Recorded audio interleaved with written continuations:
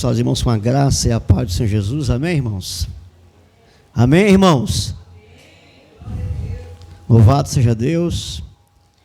Vamos abrirmos a palavra de Deus no Evangelho de Lucas, capítulo de número 9. Evangelho de Lucas, capítulo de número 9. Vamos dar continuidade à pregação dos dois últimos domingos. O preço do discipulado, do versículo 57 ao versículo de número 62. Lucas 9, do 57 ao versículo 62, diz assim: a santa e poderosa palavra do Senhor. E aconteceu que, indo eles pelo caminho, lhe disse Senhor, seguir-te-ei para onde quer que fores. E disse-lhe Jesus: as raposas têm covis, e as aves do céu ninhos, mas o Filho do Homem não tem onde reclinar a cabeça. E disse a outro: segue-me. Mas ele respondeu: Senhor, deixa que primeiro eu vá a enterrar meu pai. Mas Jesus lhe observou: deixa os mortos enterrar os seus mortos, porém tu vai e anuncia o reino de Deus. Disse também outro: Senhor, eu te seguirei, mas deixa-me despedir primeiro dos que estão em minha casa. E Jesus lhe disse: ninguém que lança a mão no arado e olha para trás é apto para o reino de Deus. Louvado seja Deus. Irmãos, podem sentar-se nessa noite.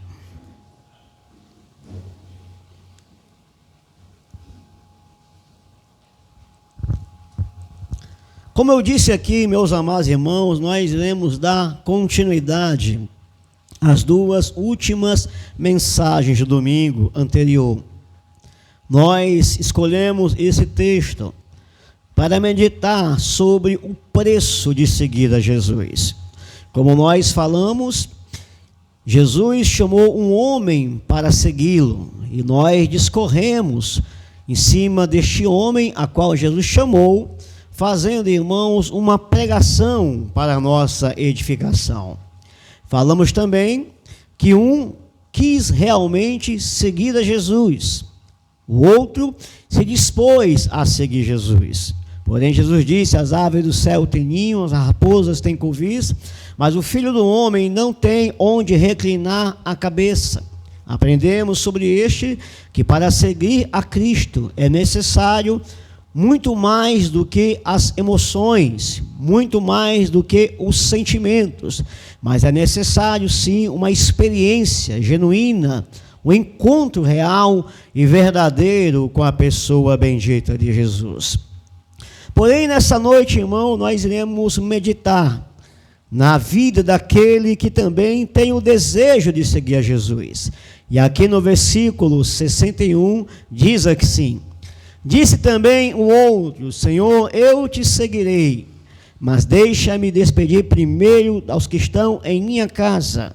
E Jesus lhe disse: ninguém lança a mão no arado e olha para trás é apto para o reino de Deus. Portanto, meus amados irmãos, o foco nessa noite é justamente meditar sobre esse último homem que se despertou para seguir a Jesus. Porém, nós temos, irmãos, similaridades, nós temos algo comum nesses homens. É o fato de que eles estavam perto de Jesus. Eles estavam acompanhando Jesus, enquanto Jesus dava continuidade ao seu ministério, ou seja, pregando a sua palavra e curando as enfermidades.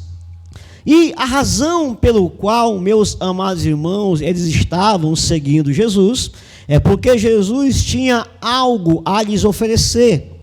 Existia no ensinamento de Jesus, na sua pregação, na sua mensagem, algo que lhe despertava ao ponto de não apenas eles acompanharem Jesus, não apenas eles escutarem Jesus, como mais vai dizer os evangelhos, uma multidão de pessoas estava acompanhando o Senhor Jesus Cristo. Pelo menos não de uma forma direta, como se fosse ali os seus discípulos, a qual ele estava ali chamando, mas a mensagem de Jesus atraía as pessoas. E dentre estes que aqui a história conta, eles eram estes que tinham se sentido atraídos pela mensagem. E a razão disso, meus amados irmãos, é que Jesus oferecia algo que ninguém mais poderia oferecer, que era a salvação, que era a vida eterna.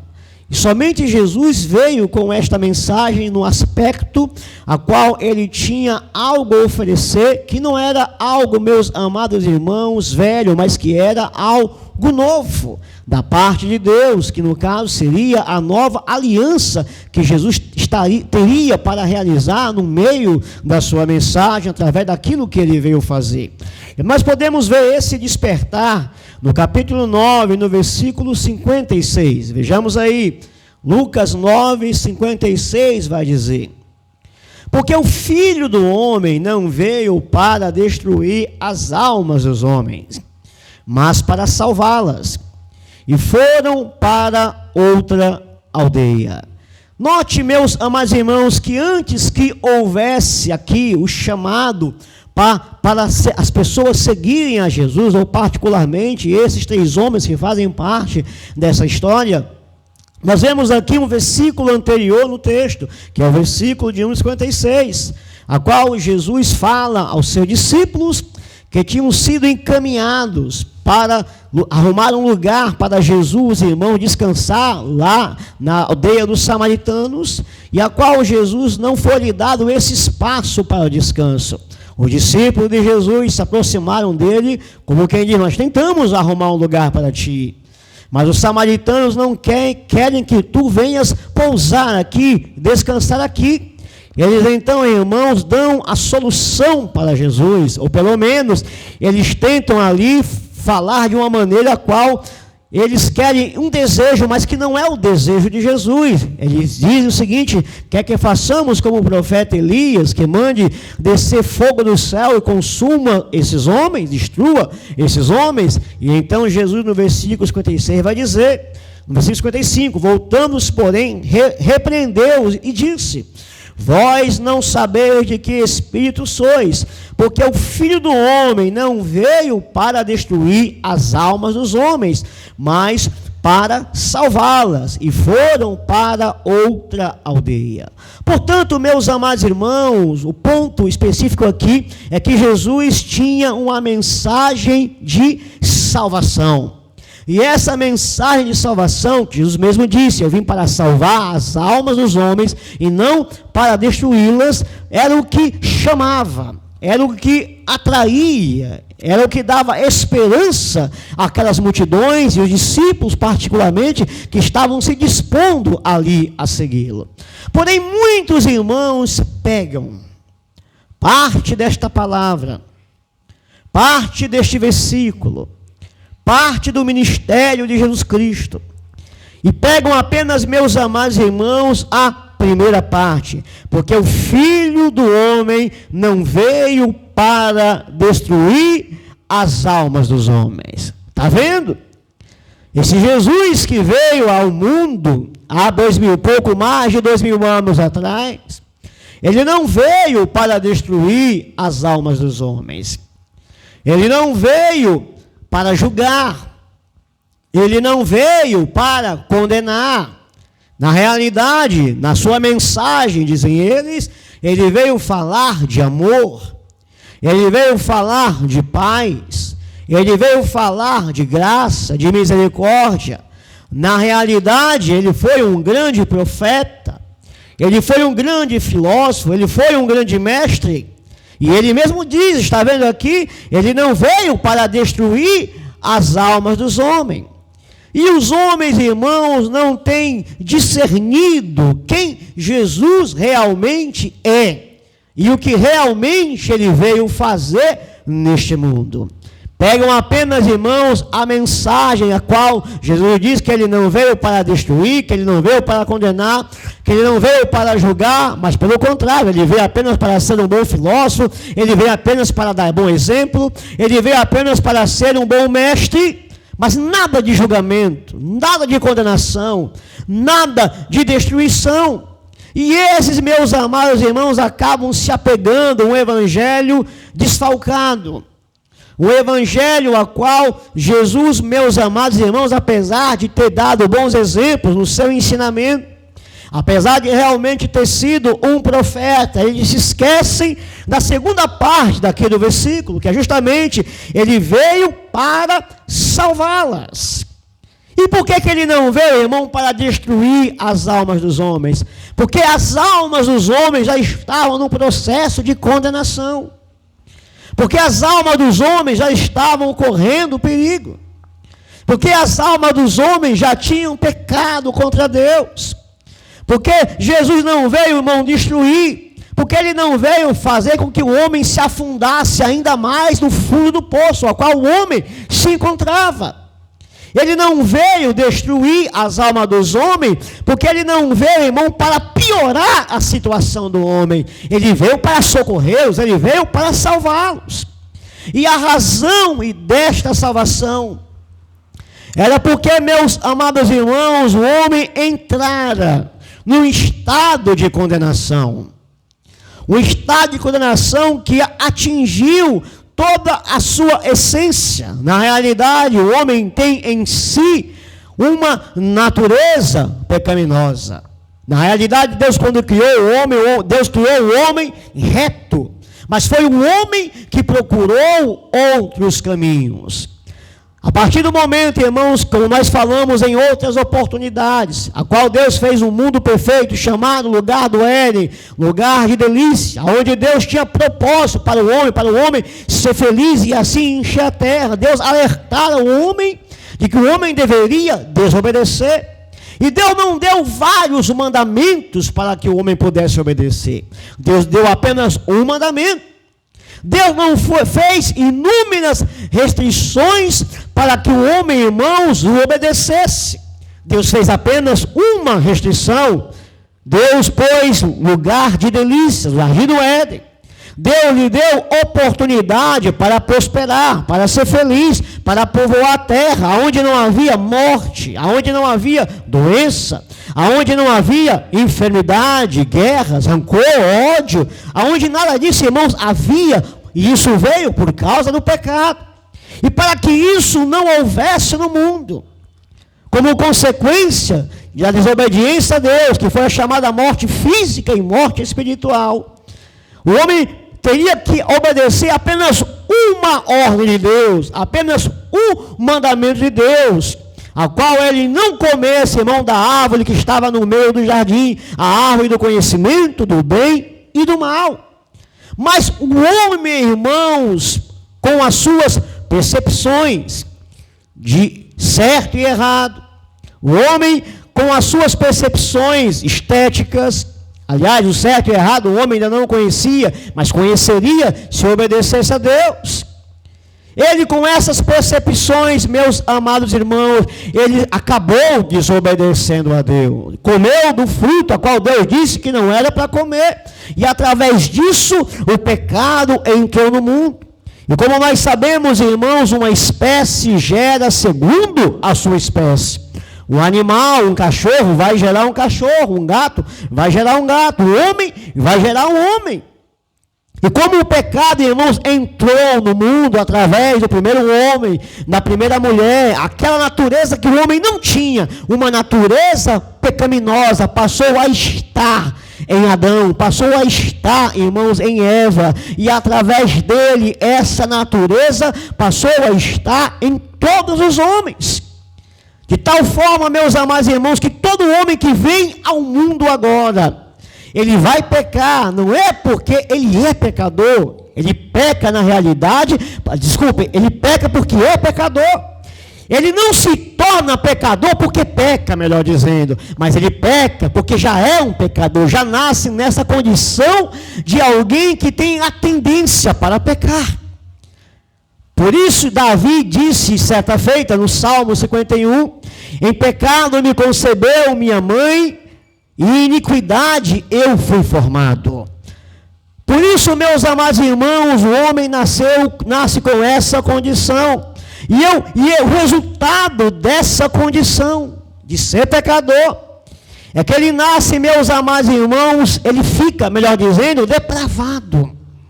O homem passou a ser, irmãos, alguém depravado. O homem está debaixo de condenação. O homem passou a alguém, irmãos, que a partir desse momento que o pecado entrou no mundo, entrando essa corrupção em sua vida, ele agora, irmãos, é rejeitado diante de Deus, por causa do pecado que ele comete. Porém, irmãos, este pecado é real. Este pecado, irmãos, foi acumulado na vida do homem, justamente, irmãos, por aquilo que Deus é. Note, nós temos aquilo que o homem passou a ser, e nós temos aquilo que Deus é. Como a Bíblia diz, em Deus não há mudança e nem sombra de variação. Deus é o mesmo ontem, é o mesmo hoje, será eternamente. Deus não muda. Deus é aquele, irmãos, que é santo, perfeito. Ele é aquele, irmãos, que se uma coisa foi pecado no passado, será pecado também ainda hoje, porque ele não muda, ele é o Deus santo.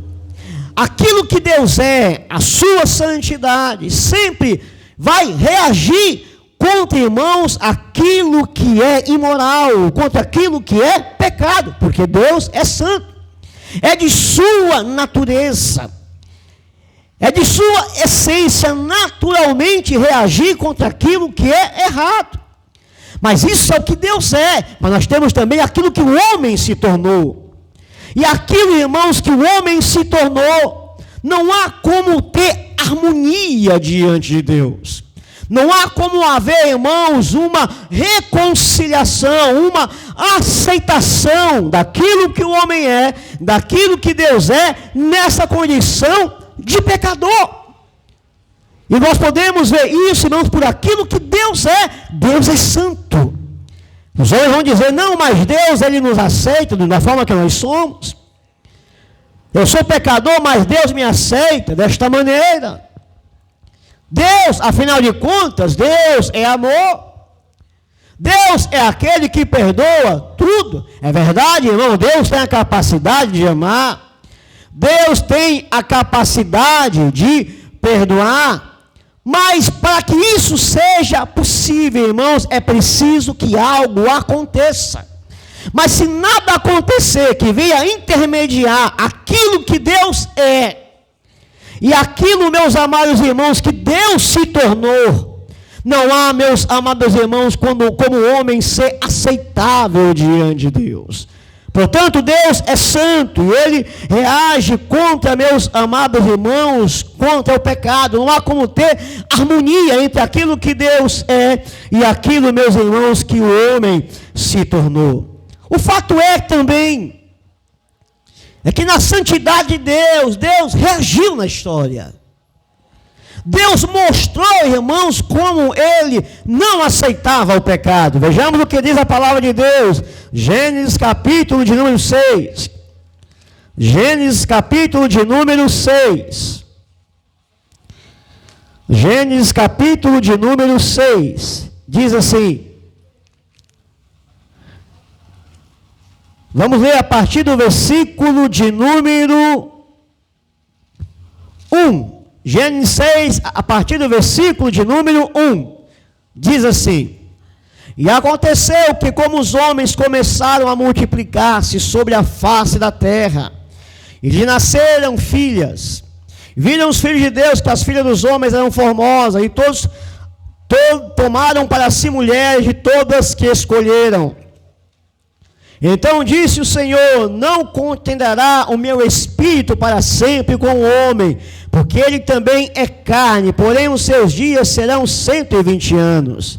E havia naqueles dias gigantes na terra, e também depois, quando os filhos de Deus entraram as filhas dos homens, e delas geraram filhos, e esses eram valentes que houve na antiguidade, e os homens de fama.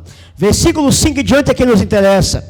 E viu o Senhor que a maldade do homem se multiplicara sobre a terra, e que toda a imaginação dos pensamentos do seu coração era só má continuamente. Então arrependeu-se o Senhor de haver feito o homem sobre a terra, e pesou-lhe em seu coração. E disse o Senhor: destruirei o homem que criei sobre a face da terra, desde o homem até o animal, até o réptil, até as aves do céu, porque me arrependo de havê-los feito. Noé, porém, achou graças aos olhos do Senhor. Então as gerações de Noé era um homem justo e perfeito em suas gerações. Noé andava com Deus. Vejamos aí a partir do versículo de número 11. A terra, porém, estava corrompida diante da face de Deus, e encheu-se a terra de violência.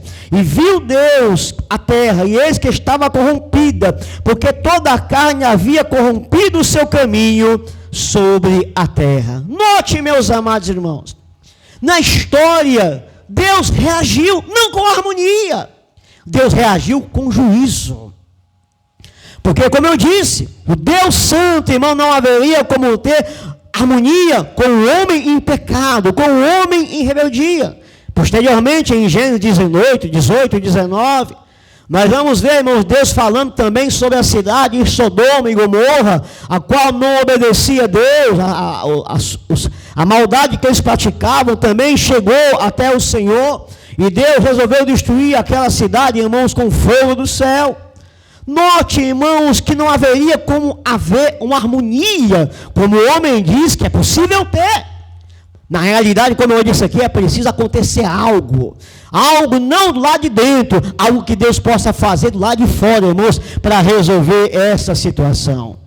Portanto, meus amados irmãos, todas essas realidades, a qual o homem se tornou depravado, culpado diante de Deus, está sob condenação de morte. Note, se sua natureza passou tendente para o mal, e isso desagrada a Deus, naquilo que ele se tornou depravado, se tornou, irmão, sob pena de morte e culpado diante de Deus. Vejamos o que a Bíblia diz em Mateus 15, 19. Mateus 15, versículo de número 19. Diz assim, Mateus 15, 19.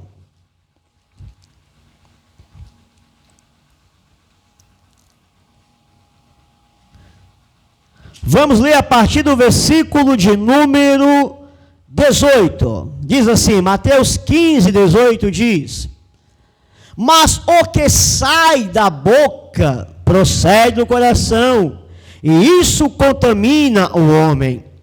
Porque do coração procedem os maus pensamentos, as mortes, os adultérios, fornicação, furtos, falsos testemunhos e blasfêmias. São estas coisas que contaminam o homem, mas o comer sem lavar as mãos, isso não contamina o homem. Note o que Jesus está dizendo.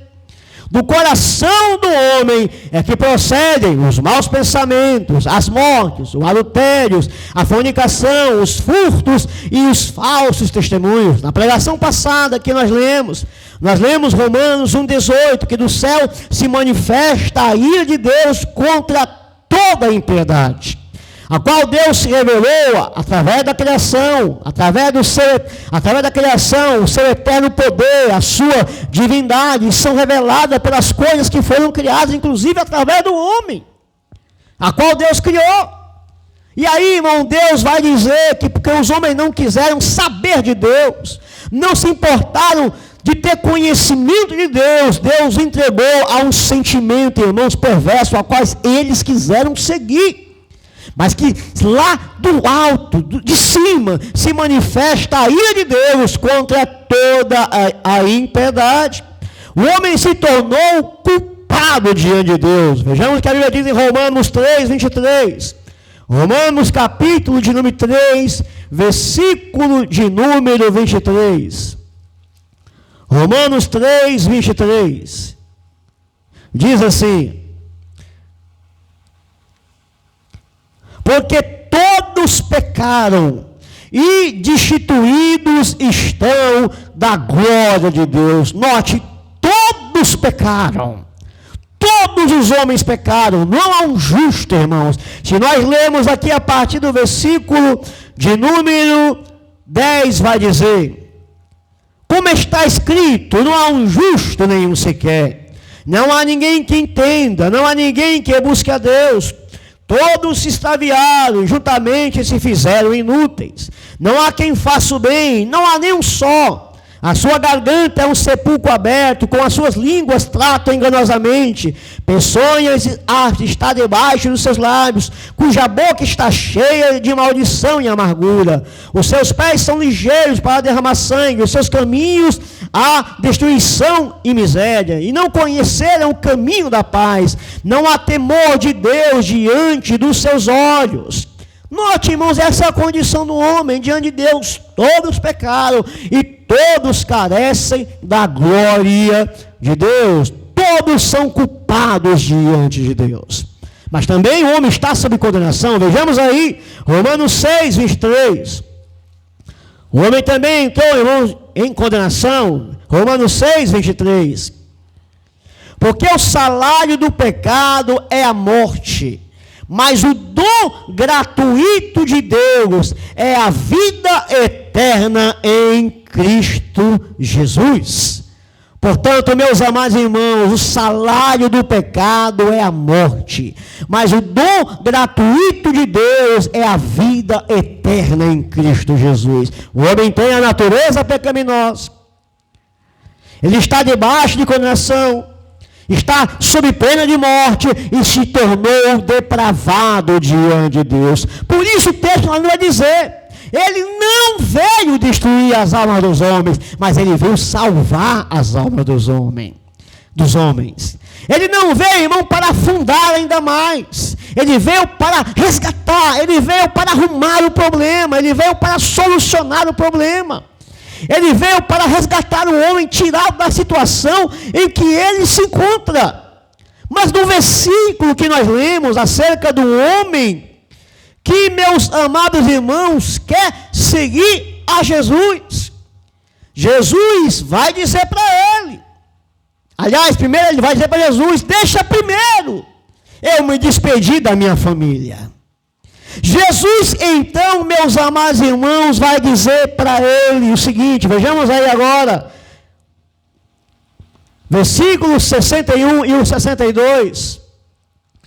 Disse também outro: Senhor, eu te seguirei, mas deixa-me despedir primeiro dos que estão em minha casa.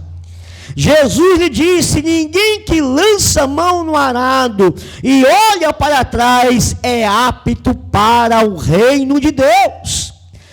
Nós vimos até aqui, irmãos, aquele homem queria seguir Jesus. E queria por quê? Porque Jesus tinha algo novo a oferecer. Oferecer o quê? A salvação, uma vida nova. E ele queria seguir Jesus, mas primeiro havia uma condição que ele tinha colocado para seguir a Jesus: deixa primeiro eu me despedir da minha mãe, da minha família, dos meus irmãos, dos que estão em minha casa.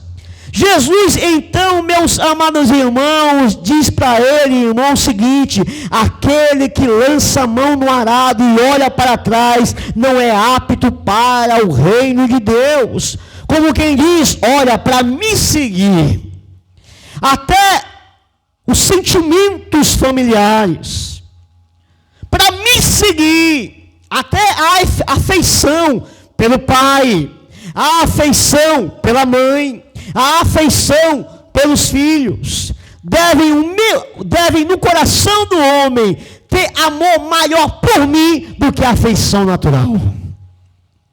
Para me seguir é necessário amar mais a mim do que tudo, inclusive das afeições familiares, inclusive a mais do que a afeição natural. E não apenas, meus irmãos, o amor a Cristo Jesus deve ser maior a Ele do que a família. Aliás, se o amor à família tem que ser menor, o amor maior tem que ser a Cristo. Quanto mais, irmãos, aquilo que estão abaixo das afeições familiares, das afeições paternas, das afeições filiais.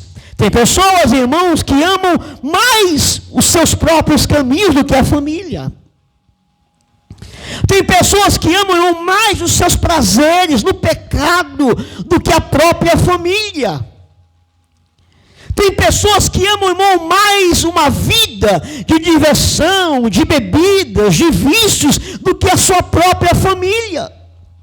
Tem pessoas que amam mais a sua fama, o seu status, as suas amizades, o seu conhecimento, as suas conquistas materiais, do que a sua própria família.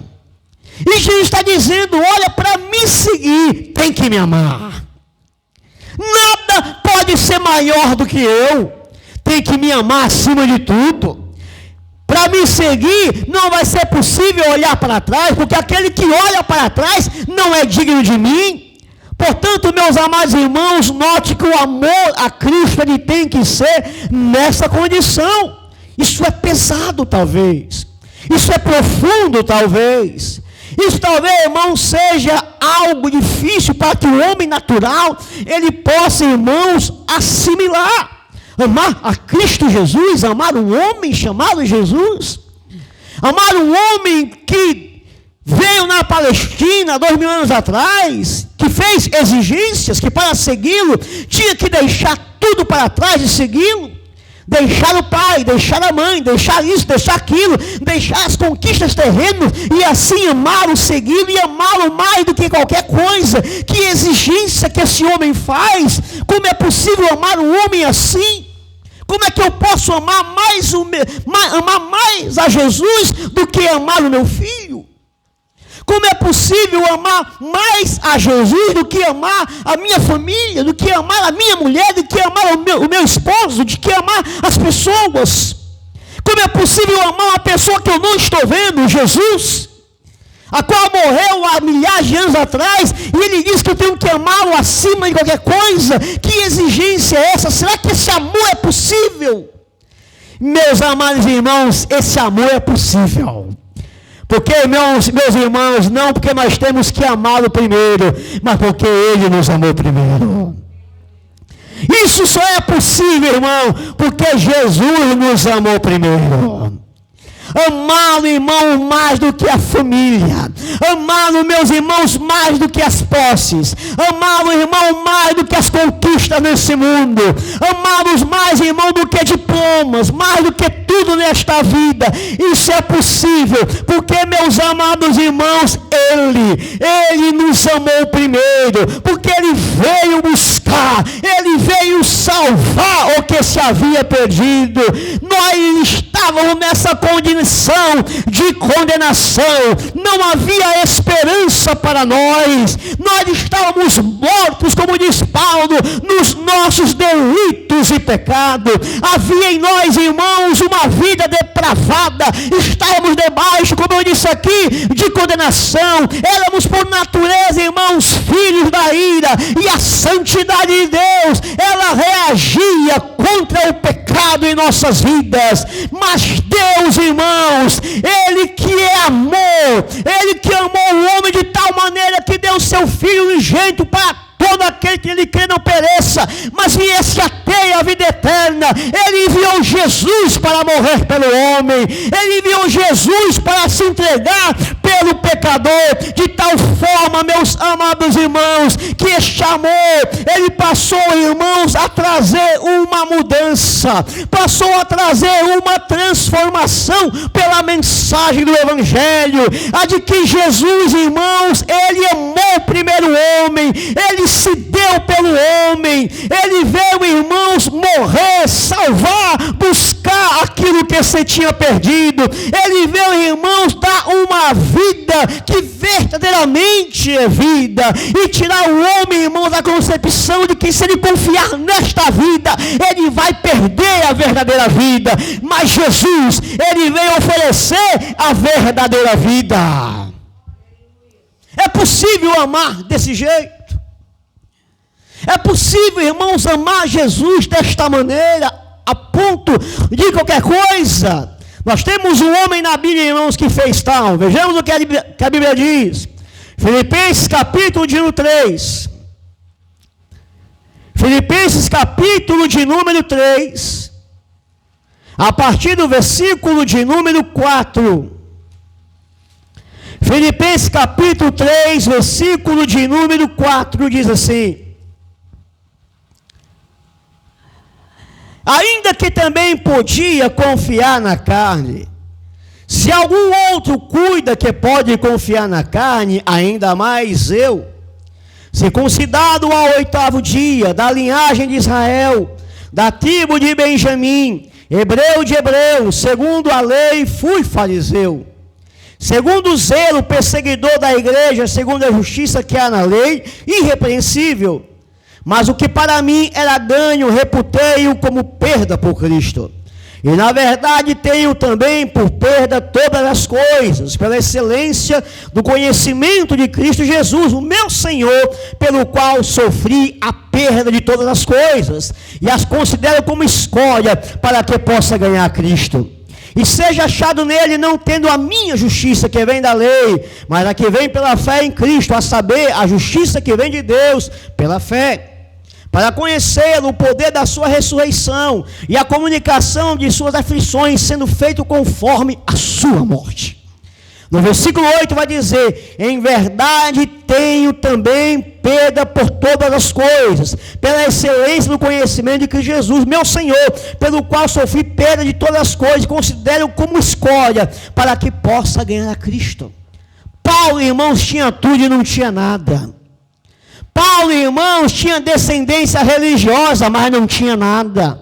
Paulo era homem respeitado, irmão, na sua época, na sua religião, no seu conhecimento, mas considerou como nada para ganhar Jesus Cristo, porque ele amou Jesus Cristo, irmãos. E por que ele amou Jesus Cristo? Porque primeiro Jesus o amou, ele entendeu o amor de Deus pela sua vida. Portanto, meus amados irmãos, os homens ficam apenas com a primeira parte. Jesus não veio destruir as almas dos homens, é claro que não, porque o homem já estava se destruindo, o homem já estava, irmãos, caminhando, irmãos, em direção à condenação, caminhando em direção ao inferno. Por isso que Jesus não veio destruí-lo, por isso que Jesus não veio julgá-lo, Jesus veio resolver o problema. Jesus, irmão, é a única pessoa que dá o golpe de misericórdia, que dá vida, que transforma em vida. No mundo, irmão, muitas vezes pessoas estão morrendo, as pessoas dizem, tem que dar o golpe de misericórdia no bicho, tem que dar o golpe de misericórdia no animal, e ali dar o golpe de misericórdia, irmãos, é matar. Mas Jesus, irmãos, quando dá o golpe de misericórdia, ele mata o velho homem e surge o novo homem. Jesus, irmão, não é aquele médico, irmão, que vê a pessoa doente e termina de matar. Jesus não é o médico, irmão, que dá o remédio errado, irmão, e a pessoa morre. Jesus não é aquele, irmãos, que veio destruir, piorar o que já está ruim. Quando ele veio, não foi apenas para ser um bom profeta, um bom filósofo, não foi para ser um homem que dava bom exemplo, que falava coisa bonita. Ele veio morrer numa cruz. Meus irmãos, a realidade do evangelho que os homens não entendem, que a única maneira que tem de Jesus salvar o homem é através da sua morte, é através do seu sangue que ele derramou na cruz. Vejamos o que diz a palavra de Deus, Marcos 10, 45. Evangelho de Marcos 10, 45, diz assim. Evangelho de Marcos 10, 45.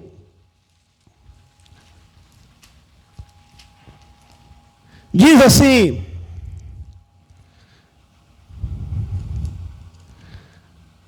porque o Filho do Homem também não veio para ser servido, mas veio para servir e dar a sua vida em resgate de muitos. Ele veio dar, irmãos, a sua vida. Ele veio morrer numa cruz. Ele veio se doar. Vejamos o que diz a Bíblia também em Hebreus 2, 9. Hebreus capítulo 2, versículo de número 9. Diz assim: Hebreus 2, versículo de número 9, diz: vemos, porém, coroado de glória e de honra aquele Jesus que fora feito um pouco menor do que os anjos, por causa da paixão da morte. Note, Jesus, ele era Deus, ele se fez carne e habitou entre nós, ele se fez menor do que os anjos, irmão. Por quê? Por causa de uma paixão, por causa, irmãos, de um objetivo, por causa, irmãos, de uma função, a paixão da morte.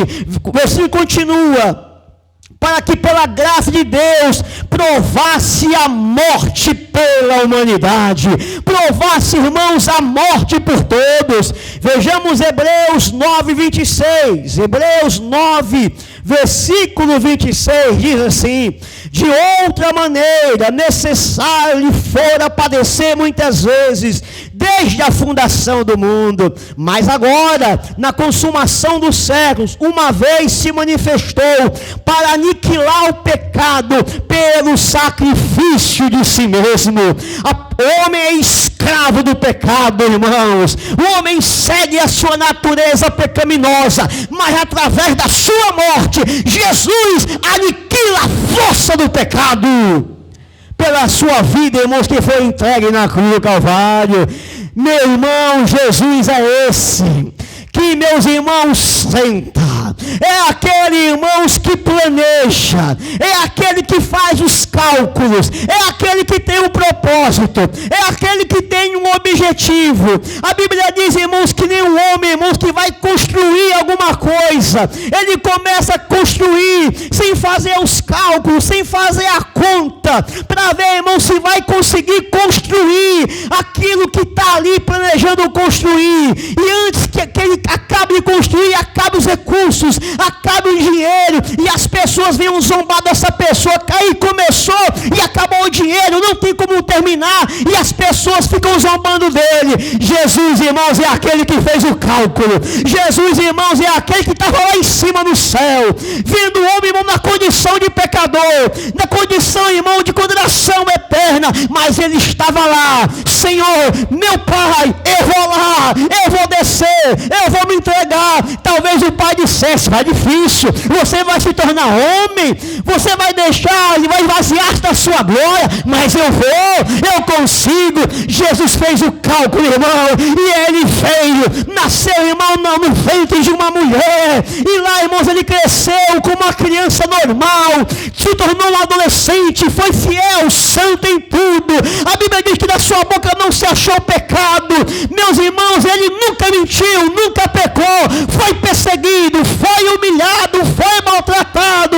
Meus irmãos, a angústia da morte se aproximava dele.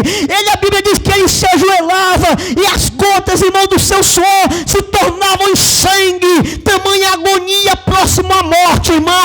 Era difícil, meus amados irmãos. A Bíblia diz, irmãos, que ele foi preso, foi maltratado, foi chicoteado. Cada chicotada que ele levava saía pedaços de sua carne. Ele foi desfigurado, irmãos, cuspido, humilhado, colocaram uma coroa de espinhos em sua cabeça. Era difícil, irmãos, o sofrimento. Ele foi levado à cruz, colocaram prego em suas mãos, prego nos seus pés, irmãos, para respirar. Ele tinha asfixia, doía para respirar, sangrava. Meus irmãos, tinha vertigem naquela cruz, mas ele tinha feito o cálculo. Ele tinha feito o cálculo. Ele conseguia.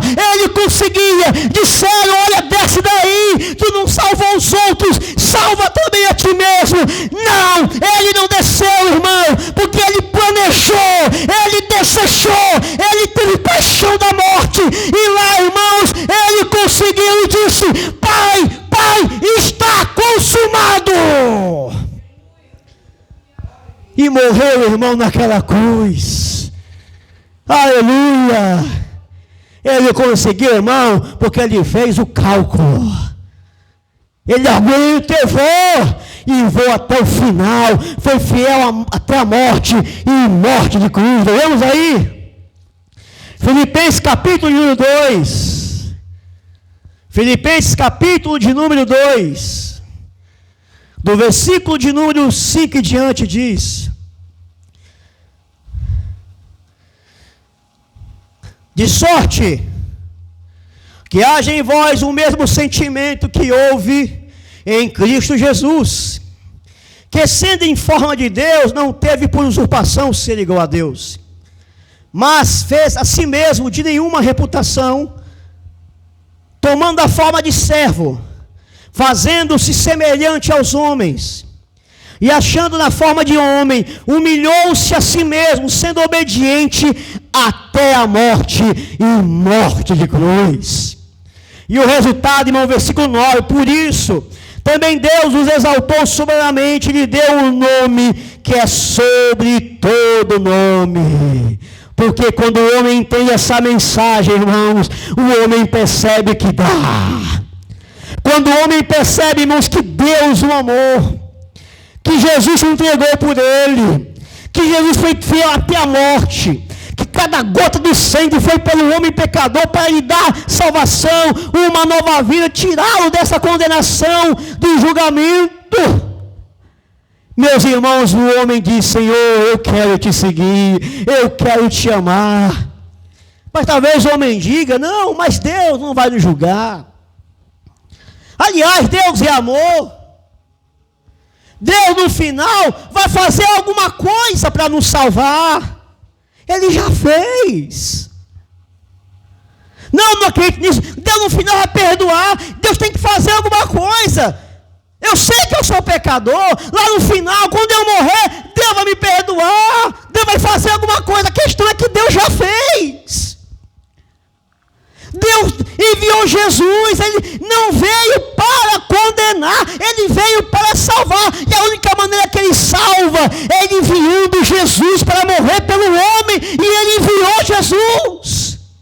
Mas o homem, irmãos, é que rejeita este amor tão maravilhoso, irmãos de Deus.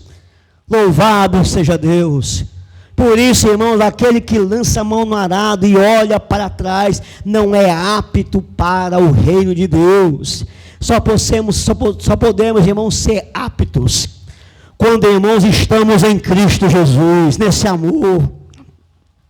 Quando o homem, irmão, experimenta esse amor de Cristo, pela vida dele, ele passa a amar esse Senhor, se torna apto em Cristo, para não olhar para trás. Mas tem gente, irmão, que é teimosa, que quer, meus amados irmãos, olhar para trás, não tinha o olhar de Jesus, porque olhar para trás é zombaria, olhar para trás é não ter galardão no céu. Quando nós, irmãos, olhamos para trás, os homens zombam de nós, porque olhar para frente, olhar para Jesus, é olhar para a perfeição, é olhar para a obediência, é olhar, irmão, para a santidade de Cristo Jesus. E Ele é o autor e consumador de nossa fé. Temos que olhar firmemente para Jesus. Mas quando nós olhamos para trás, nós olhamos para o pecado, nós olhamos para a imperfeição, e causamos, irmãos, zombaria. Nós fizemos um cálculo em Cristo Jesus, no seu amor. Por isso, irmãos, o homem, ao olhar para trás, ele é motivo de escândalo, de zombaria, e perde o seu galardão no céu, muitas vezes, porque está olhando para trás. Tem que olhar para Jesus. Não pode ser, irmãos, como a mulher de Ló, que olhou para trás e virou uma estátua de sal. A Bíblia diz, irmãos, que ela vivia naquela cidade de Sodoma e Gomorra, era envolvida com as coisas daquela cidade que era má. E Deus disse: olha, vou destruir a cidade, foge daí. E ela, irmãos, ao fugir, demorou a fugir, fez hora para fugir com as suas filhas, com Ló, porque estavam apegados àquela cidade, mas fugiram porque os anjos pegaram pela mão. Meus amados irmãos, foi difícil tirar de lá, mas devido à oração, à intercessão de Abraão, Deus cumpriu a sua palavra. Mas aquela mulher estava tão apegada, irmãos, àquela sua vida material, aquela vida, irmãos, de mundanismo, vida pegada, irmãos, a uma cidade que ia ser destruída, que ela olhou para trás, desobedeceu a Deus e virou, irmãos, uma estátua de sal, porque olhou para trás. Portanto, meus amados irmãos, como diz aqui em Lucas, Jesus disse Ninguém que lança a mão no arado e olha para trás é apto para o reino de Deus. Aquele que é apto é aquele que olha para frente, é aquele que olha para Jesus, é aquele irmão que tem essa experiência de salvação, é aquele que nasce de novo, é aquele que comunga com o Senhor, é aquele irmão que tem comunhão com Ele, é aquele que se edifica nele, é aquele irmão que está nele, é aquele que tem essa experiência com Ele, é aquele irmão que não depende só do pastor para se alimentar espiritualmente, é aquele que diretamente vai a Jesus e se alimenta com Ele. Não é aquele irmão que depende de um culto aqui e acolá para crescer espiritualmente, é aquele que vai no trono da graça, irmãos, e conversa com Jesus. É aquele, irmãos, que é apto para ir para frente, que não olha para trás. É aquele, irmãos, que não vive só de merenda aqui e acolá. É aquele, irmãos, que almoça todo dia com Jesus em comunhão. Aquele que tem vida, irmãos, é aquele que tem diariamente comunhão com Jesus. É aquele que está crescendo espiritualmente, irmãos, porque fala com Jesus todo dia. Esse que é apto para entrar no reino de Deus. Portanto, meus amados irmãos, é possível amar Jesus de todo o coração, com toda a força, com toda a alma e com todo o entendimento. Pastor, como é que eu posso amar Jesus mais do que tudo? Creia que Ele te amou de tal maneira que Ele deu a vida por você. Pastor, como é que eu posso amar mais do que meu filho? Quando Jesus morreu por você, e você enxerga isso, você ama Ele mais do que tudo. Mas o homem, irmãos, é teimoso, porque ele acha, irmãos, que essa vida é vida, e está no caminho da salvação. Vejamos aí, para encerrar nessa noite, Marcos, Evangelho de Marcos, capítulo de número 8. Evangelho de Marcos, capítulo de número 8.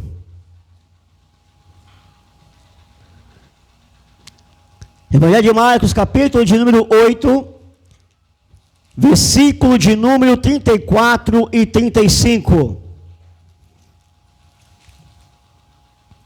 Diz assim: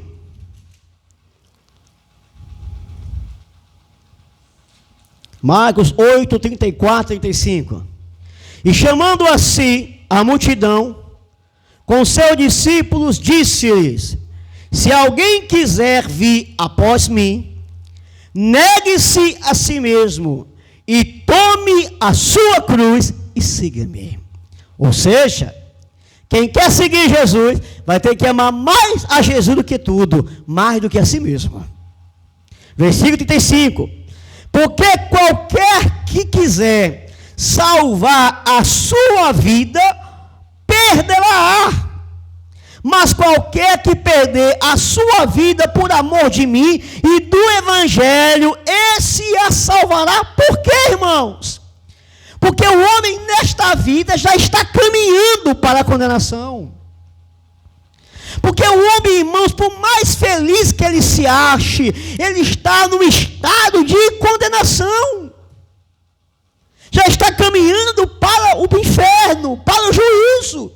E ele está achando que está ganhando a vida, quando ele firma os seus sonhos, suas decisões, seus projetos, nessa vida que ele vive, ele acha que está ganhando a vida, mas é o caminho da perdição.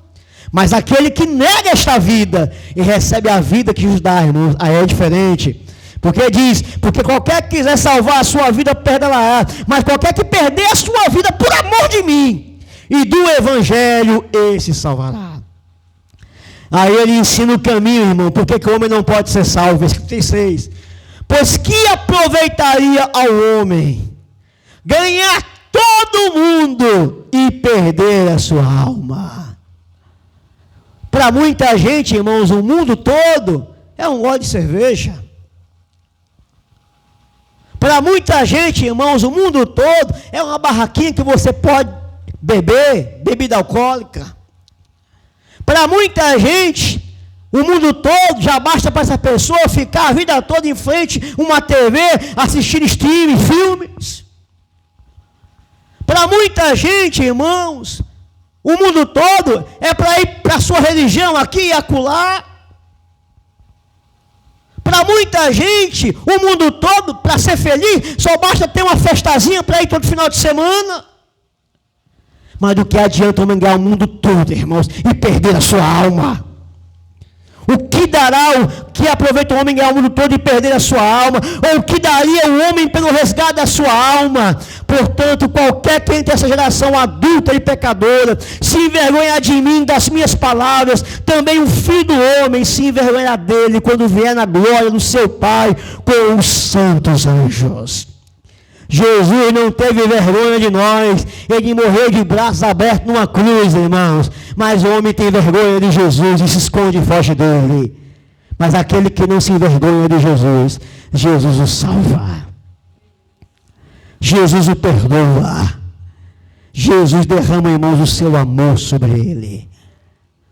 Porque o que adianta o homem ganhar o mundo todo e perder a sua alma? O que Deus pede para o homem é uma única coisa: me ame mais do que tudo, porque eu te amei tanto que dei minha vida por você.